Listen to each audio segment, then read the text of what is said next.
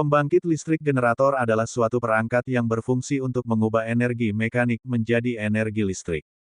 Prinsip kerja generator listrik adalah memanfaatkan induksi elektromagnetik, di mana pergerakan relatif antara konduktor kumparan dan medan magnet akan menghasilkan tegangan listrik. Secara umum, komponen utama generator listrik terdiri dari rotor, bagian yang berputar, biasanya mengandung elektromagnet atau magnet permanen. Stator, bagian yang diam, terdiri dari kumparan-kumparan yang akan menghasilkan tegangan listrik. Penggerak mula, sumber energi mekanik yang memutar rotor, seperti turbin air, turbin angin, mesin diesel, atau mesin uap.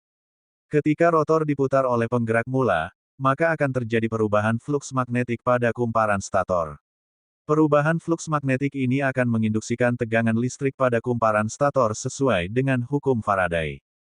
Hukum induksi elektromagnetik Faraday, juga dikenal sebagai hukum Faraday, adalah hukum dasar elektromagnetisme yang membantu kita memprediksi bagaimana medan magnet akan berinteraksi dengan rangkaian listrik untuk menghasilkan gaya gerak listrik EMF.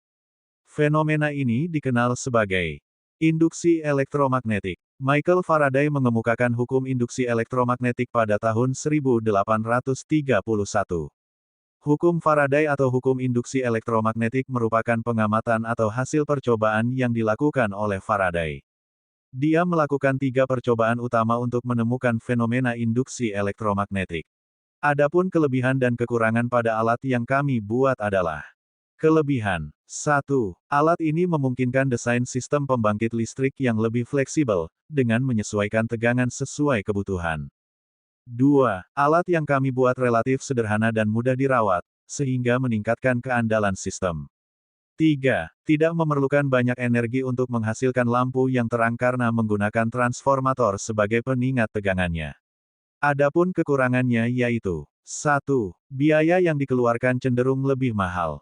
2. Perakitannya sangat rumit untuk menentukan arus yang keluar semakin tinggi bukan semakin rendah. 3. Memakan banyak waktu selama proses perakitannya.